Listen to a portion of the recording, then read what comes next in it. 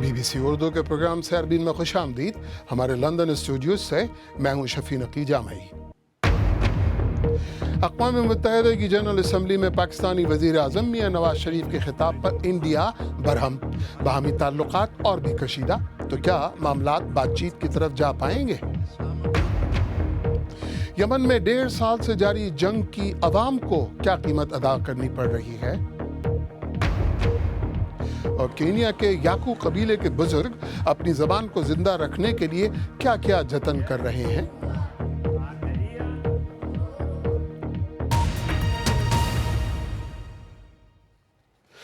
India نے پاکستان کے وزیر اعظم میاں نواز شریف کے اقوام متحدہ میں خطاب پر شدید رد عمل ظاہر کیا.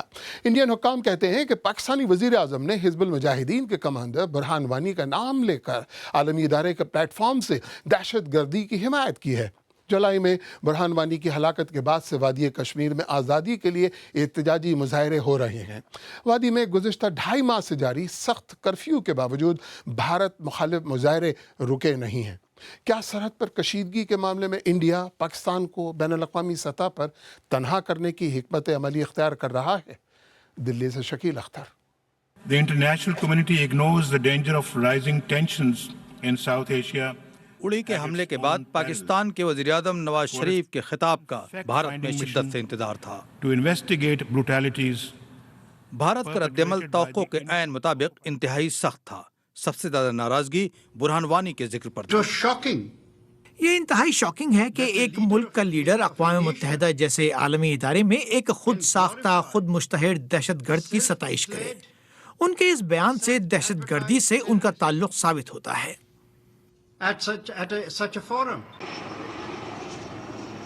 وزیر اعظم نواز شریف کی طرف سے بات چیت کی پیشکش پر بھارت نے شدت پسندوں کے حالیہ حملوں کو یاد دلایا. ہم مذاکرات کے لیے ہمیشہ تیار ہیں، لیکن ہم اسلام آباد کی ایک ایسی حکومت کے بلیک میل کا شکار نہیں بن سکتے جو دہشت گردی اور دہشت گردوں کو اپنی پالیسی کے طور پر استعمال کرتی ہو.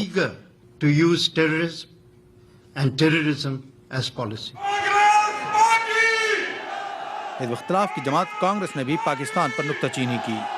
پوری دنیا کو اب اکٹھے ہو کر یہ نرنے کرنا پڑے گا بھارت کے ساتھ ساتھ کہ ایسے ملک کو آئسولیٹ کیا جائے ڈپلومیٹکلی، اکنامک سینکشنز کے دوارا، اور کیا اسٹریٹجک فوکس رہے گا اس کا نرنے بھارت سرکار کو کرنا پڑے گا. حکمراں بی جے پی کا کہنا ہے کہ بین الاقوامی برادری اب بھارت کے موقف کو سمجھ رہی ہے. ڈیسپریٹ اٹیمپٹ تھا ان کا جو انہوں نے برہان وانی کے بارے میں اٹھایا. وہ بات بالکل لوگ پوری دنیا نے کنڈیم کیا ہے. وہ ایک آتنکوادی تھا اور آتنکوادی کو جو سزا ملنی چاہیے تو وہ ہمارے سیکورٹی فورسز نے دیا ہے. پاکستان اس مدعے پہ بالکل الگ تھلگ ہو گیا ہے گلوبل کمیونٹی میں، اور آگے آنے والے دنوں میں وہ فردر آئسولیٹ ہوگا. اڑی کے حملے کے بعد دونوں ملکوں کے درمیان سرحد پر کشیدگی بڑھ رہی ہے.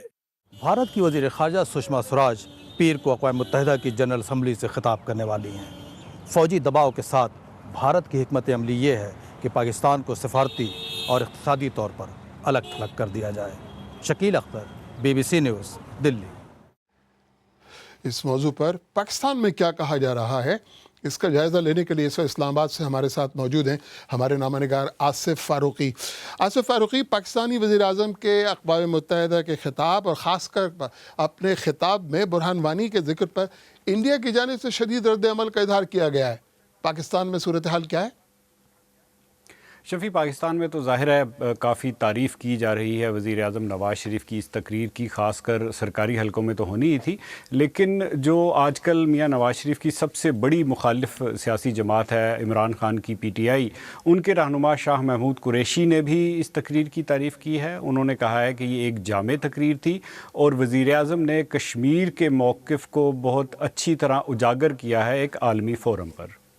تو آصف فاروقی، پاکستان اور انڈیا کے درمیان گزشتہ چند دنوں سے بیانات کے علاوہ دونوں جانب سے فوجی مشقوں، سرحدوں پر فوجوں کی تعیناتی اور ساز و سامان میں اضافے کی خبریں.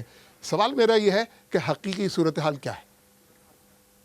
شفیع، یہ تھوڑا سا مشکل ہے جاننا کہ کشیدہ حالات میں جو دو ملک ہیں ان کے درمیان فوجوں کی نقل و حرکت کیا ہے، خاص طور پر ایک صحافی کے لیے یہ اتنا خفیہ معاملہ ہوتا ہے، جیسا کہ آپ سمجھ سکتے ہیں کہ بعض صورتحال میں حکومتوں کو اور فوج کے اندر بھی چند گنے چنے لوگوں کو ہی معلوم ہوتا ہے کہ کس قسم کی نقل و حرکت کی جا رہی ہے. لیکن جو بات ہمیں بتائی جا رہی ہے وہ یہ ہے کہ فضائیہ تربیتی پروازیں کر رہی ہے ان غیر روایتی جگہوں سے جہاں جو ایئرپورٹس نہیں ہیں یا جو ان کے ڈیزگنیٹڈ ایئر اسٹرپس نہیں ہیں. اس کے علاوہ انڈیا کی طرف سے بھی خبریں آ رہی ہیں کہ لائن آف کنٹرول پر کچھ فوجیں جو ہے ان کی موومنٹ ہو رہی ہے. لیکن اس سارے معاملے میں شفیع ایک اردو کا محاورہ اگر ذہن نشین کر لیا جائے تو بات سمجھنے میں بہت آسانی ہوگی، اور وہ یہ ہے کہ ہاتھی کے دانت دکھانے کے اور کھانے کے اور. یعنی جو ہمیں بتایا جا رہا ہے وہ شاید کچھ اور ہو، اور اصل جو تیاریاں کی جا رہی ہیں اگر کوئی کی جا رہی ہیں تو وہ کچھ اور ہوں. آصف فاروقی، بہت بہت شکریہ. انڈیا اور پاکستان کے درمیان شروع ہونے والی حالیہ کشیدگی کے بعد دونوں جانب سے سیاسی بیانات کا سلسلہ ہے کہ رکتا ہی نہیں. دیکھیں کہ سرحد کی دونوں جانب سے عوام اور مبصرین کیا کہہ رہے ہیں.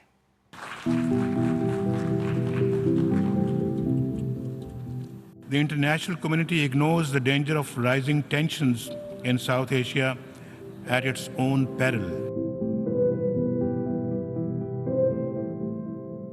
ہماری پوری عوام ایک جگہ پہ اکٹھی ہے. ہم آرمی کے ساتھ ہیں یا نواز شریف صاحب کے ساتھ ہیں. عوام اکٹھی ہے. جب بھی انشاءاللہ تعالیٰ ایسا وقت آئے گا ہم اپنی جانوں کا نذرانہ بھی دیں گے. یہ سیاسی جو معاملات ہیں ان کو آپس میں مل بیٹھ کے حل کرنا چاہیے اور اس کو ختم کرنا چاہیے. جو سیاسی آپس میں ایسے کرنے سے پہ مجبور ہو رہے ہیں ان کو چاہیے کہ عوام کی بھلائی کے لیے اچھا سے اچھا سوچیں. ہو سکے تو پاکستان سے ہم بات چیت ہی بند کر دیں، کیونکہ بار بار یہی ایٹیٹیوڈ دیکھنے کو ملا، یہی ان کا رویہ رہا ہے، مطلب گھاؤ دینا ہی رہا ہے. مجھے نہیں لگتا کہ اس چیز کو جھگڑے سے سلجھایا جا سکتا ہے. مجھے ایسا لگتا ہے کہ دو لوگوں کو بیٹھ کر کے دونوں دیشوں کو بیٹھ کر کے اور اس چیز پہ وچار کرنا چاہیے جس سے کہ ہمارے یہاں بھی ہمارے سینک بھی نہ مرے اور ان کے یہاں بھی ان کے سینک بھی نہ مرے. کشیدگی جو بڑھ رہی ہے وہ ہندوستان کے رویے سے بڑھ رہی ہے. اگر آپ ان کی ٹیلی ویژن پروگرام دیکھیں، ان کا میڈیا دیکھیں، تو اس کا جو دانشور ہے، جو ان کا ریٹائرڈ فوجی ہے، وہ بہت ہی ایگریسو ٹون استعمال کر رہا ہے. اور ایگریسو ٹون استعمال کرنے مناسب نہیں ہے، کیونکہ کوئی چھوٹی سی بھی جو غلطی ہے بہت بڑی جنگ کی وجہ بن سکتی ہے. مثلا وہ اس حد تک سوچ رہے ہیں سرجیکل سٹرائک کرنے کی، تو اگر سرجیکل سٹرائک کی جائے گی تو اس کا رد عمل ہوگا. تو ہمارے عوام یہ سوچ رہے ہیں کہ اگر ہندوستان نے سرجیکل سٹرائک کر دی تو پھر کیا ہوگا. لوگ تیار ہیں، لوگ سمجھتے ہیں کہ جنگ آنے والی ہے اور وہ جنگی جنون ہو جائے گا، پھر دونوں طرف سے ہوگا نا. انڈیا اور پاکستان کے تعلقات کی نوعیت موسموں کی طرح بدلتی ہے اور اس کے ساتھ ہی عوام کی رائے بھی. لیکن فی الحال یہاں بہت سے لوگوں میں بہت غصہ ہے. وہ چاہتے ہیں کہ پاکستان کو سبق سکھایا جائے، لیکن میرے خیال میں زیادہ تر لوگ یہ مانتے ہیں کہ مسئلہ عوام کی سطح پر نہیں، حکومتوں کی سطح پر ہے.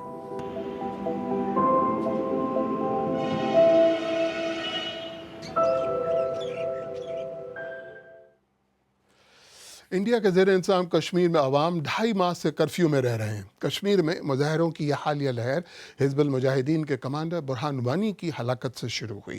اقوام متحدہ کی جنرل اسمبلی میں پاکستانی وزیر اعظم کے خطاب کا ایک بڑا حصہ مسئلہ کشمیر کے بارے میں رہا. اس پر وادی کشمیر میں کیا رد عمل ہے؟ سری نگر میں ہمارے نامہ نگار ریاض مسرور نے ایک عام شہری سے بات کی. اقوام متحدہ کی جنرل اسمبلی میں سال ہر سال سے پاکستان مسئلہ کشمیر کو اجاگر کرتا آیا ہے، لیکن اس بار یہاں کے لوگوں کو لگتا ہے کہ کچھ مختلف ہوا ہے. ہمارے ساتھ ہیں وقاص جو کہ طالب علم ہیں، یونیورسٹی سے فارغ ہیں. وقاص، کیا مختلف تھا اقوام متحدہ کی جنرل اسمبلی میں جب میاں نواز شریف نے مسئلہ کشمیر کو اٹھایا؟ جو انہوں نے اس وقت تقریر کی اس میں ایک مختلف رنگ ہمیں دیکھنے کو ملا. پہلی بات تو یہ کہ جتنا میں نے آبزرو کیا 8 منٹ تک انہوں نے کشمیر پہ بات کی. کشمیر پہ اتنی زیادہ ٹفر سٹینڈز کے ساتھ کبھی بات نہیں ہوئی. اس کی بھی انکلینیشن ملی کہ اگر بات چیت کھلے دل سے اور صحیح مثبت طریقے سے نہیں ہوئی تو لگتا ہے کہ شاید جنگ کا بھی چھوٹے پیمانے پہ آغاز ہو اور خدا نخواستہ وہ بڑی جنگ میں بھی تبدیل ہو. آپ BBC اردو کا پروگرام سیربین دیکھ رہے ہیں. پروگرام میں آگے چل کر دیکھیے گا یمن میں 1.5 سال سے جاری جنگ کی عوام کیا قیمت ادا کر رہے ہیں، اور کینیا کے یاکو قبیلے کے بزرگ اپنی زبان کو معدوم ہونے سے بچانے کے لیے کیسے جتن کر رہے ہیں.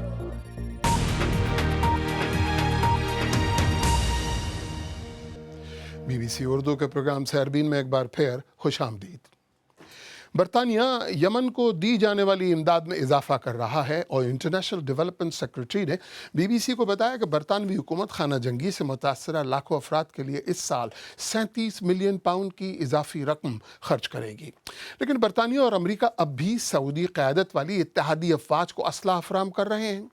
سعودی عرب کی سربراہی میں اتحادی افواج نے بحری اور فضائی ناکہ بندی کے سبب یمن میں خوراک، ادویات اور ایندھن کی قلت پیدا کر دی ہے. BBC عربی سروس کی نوال المغافی کی یمن سے خصوصی رپورٹ، قندیل شام کی زبانی. یمن ہمیشہ سے مشکل میں تھا، لیکن 18 ماہ سے جاری جنگ نے ملک کو برباد ہی کر دیا ہے. مہینوں سے جاری لڑائی نے زندگیوں کو تباہ، لاکھوں لوگوں کو زخمی، بے گھر اور بھوک میں مبتلا کر دیا.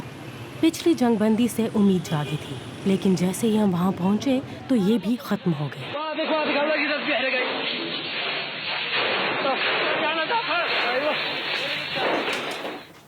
یہ فیکٹری چپس بناتی تھی. اب 10 افراد ہلاک اور 300 بے روزگار ہو گئے ہیں. سعودیوں کا کہنا ہے کہ یہ اسلحہ ڈیپو تھا، لیکن اس کے مالک مجھے بتاتے ہیں کہ یہاں کوئی ہتھیار یا عسکریت پسند نہیں تھے. یہ یمن میں ٹارگٹ ہونے والی کئی فیکٹریوں میں سے صرف ایک ہے. اسی کمپاؤنڈ میں 4 فیکٹریوں کو نشانہ بنایا گیا ہے، اور اس فیکٹری کے مالک کے ملک میں دیگر فیکٹریوں کو بھی مکمل طور پر تباہ کر دیا گیا ہے. یہ کسی زمانے میں یمن کی سب سے مصروف ترین بندرگاہ ہوتی تھی، اور اب یہاں سناٹا ہے. باغیوں کو اسلحے کی سپلائی روکنے کی کوشش میں سعودی اتحاد کے قائم کردہ محاصرے کی وجہ سے خوراک اور امداد آنے میں شدید تاخیر ہو رہی ہے.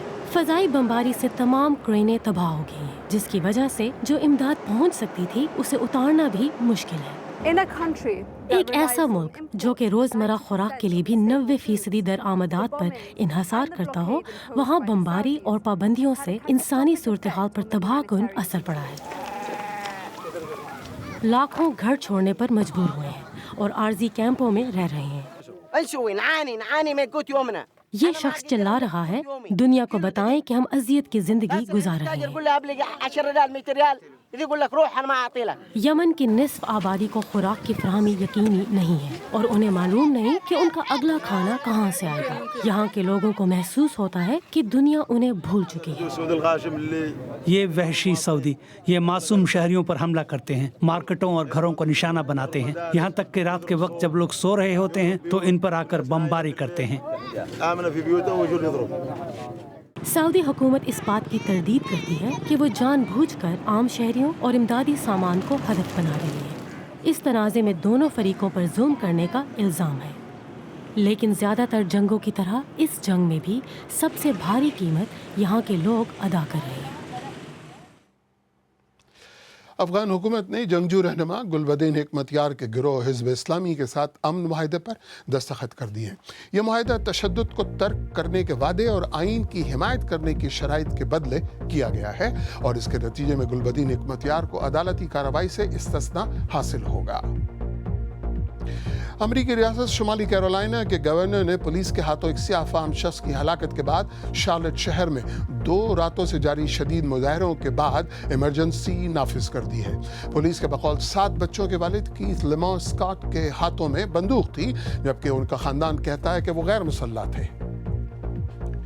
اطلاعات کے مطابق شام میں فریقین کے درمیان لڑائی دوبارہ شروع ہو گئی ہے. شام میں کام کرنے والے امدادی کارکنوں کا کہنا ہے کہ ملک کے شمالی شہر حلب میں باغیوں کے زیر قبضہ علاقوں میں جنگ بندی کے 1 ہفتے کے بعد شدید بمباری کی گئی.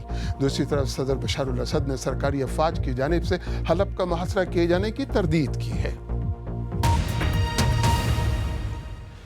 کینیا میں آباد یاکو نامی قبیلہ دنیا کے سب سے چھوٹے قبائل میں سے ایک ہے. اب صرف 10 سے بھی کم افراد اس کی زبان روانی سے بول سکتے ہیں اور اس قبیلے کو خدشہ ہے کہ اس کی زبان بچ نہ پائے گی۔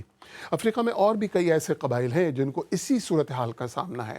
اقوام متحدہ کا تعلیم، سائنس اور ثقافت سے متعلق ادارہ یونیسکو کہتا ہے کہ ان کو بچانے کے لیے فوری کارروائی ناگزیر ہے، لیکن یاکو بولنے والے معدود چند اپنی زبان کو معدوم ہونے سے بچانے کے لیے پرعزم ہیں۔ تفصیل کے ساتھ کاشف قمر۔ ایک قبیلہ جو اپنی مرتی ہوئی روایات کو بچانے کی آخری کوششیں کر رہا ہے۔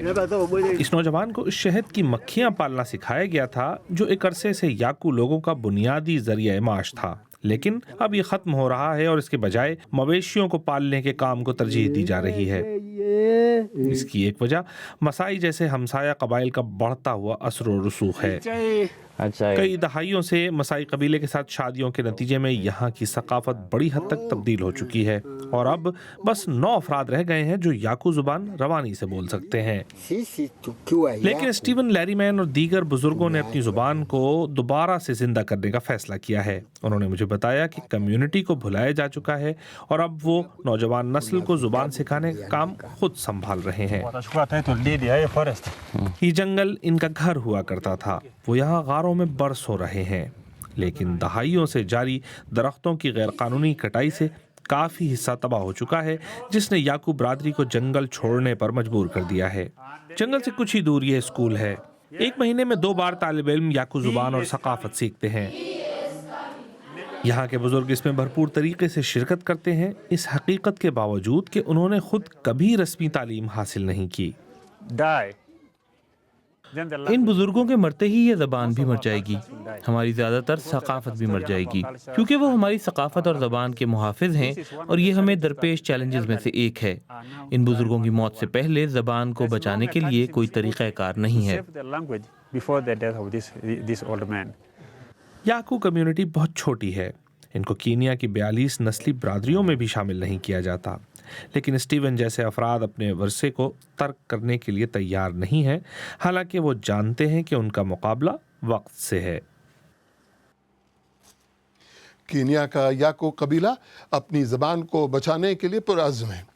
اگر آپ چاہیں تو مجھ سے اور ہماری ٹیم کے دیگر ساتھیوں سے ٹویٹر پہ بھی رابطہ کر سکتے ہیں۔ میرا ٹویٹر ہینڈل ہے @شفیع_جامعی۔ اس کے ساتھ ہی تو سیربین اختتام کو پہنچا، لیکن حسب معمول پروگرام میں پیش ہونے والے موضوعات پر اگر آپ اپنے خیالات کا اظہار کرنا چاہیں تو فیس بک، ٹویٹر حاضر ہے۔ ویسے آپ ہمارے ہینڈل @BBC اردو کے ذریعے بھی ہم سے رابطہ کر سکتے ہیں۔ مجھے پوری ٹیم سمیت اجازت دیجیے۔ خدا حافظ۔